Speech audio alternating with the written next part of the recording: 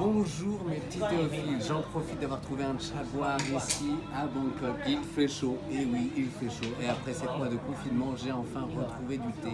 Donc, je vous permets de prendre du temps pour vous expliquer la différence entre le chang et le chaud. Donc la différence est plutôt frappante sur cela, donc ça ne vaut pas notre thé de la montagne sacrée, évidemment que vous pouvez trouver sur notre site, mais vous pouvez voir que le chang et ce thé, voilà, on peut s'approcher un petit peu, qui a une configuration, qui ressemble, voilà. Le chang, c'est un thé post-fermenté naturellement, c'est-à-dire qu'il sera fabriqué de sorte à ce que la fermentation bactérienne ait la particularité de ce thé. Donc il est compressé ou en vrac, et les feuilles encore vertes ont un vieillissement qui pourront être travaillées à la longue par les micro-organismes.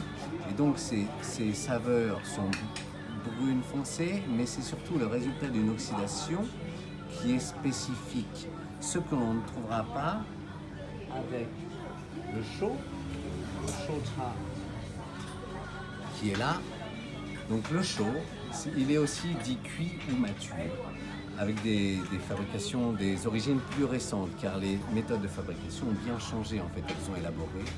Et donc, au bout de quelques semaines, en fait, après une compression, vous allez avoir un thé qui aura beaucoup plus de travail, en fait, qui aura suivi, comment dire, il sera le résultat d'un thé aux feuilles foncées, parfois presque noires, qui bénéficieront relativement d'un vieillissement supplémentaire de quelques années. Et donc, quelle est cette différence que vous pouvez avoir entre les deux? C'est-à-dire que le chang, il a un degré de maturation, tiens, on se rapproche là, le chang, il a un degré de maturation.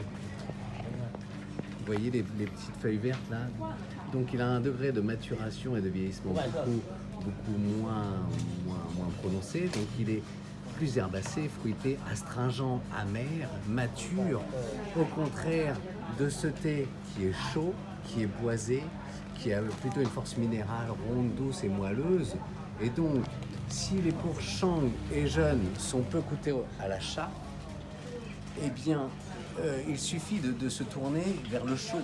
Donc l'intérêt, c'est d'acheter plutôt quelque chose comme ça, d'un chaud qui est déjà travaillé, qui coûte en général beaucoup moins cher, mais vous n'aurez pas la complexité de thé plus astringent comme ça. Après, les goûts et les couleurs, ça ne se discute pas.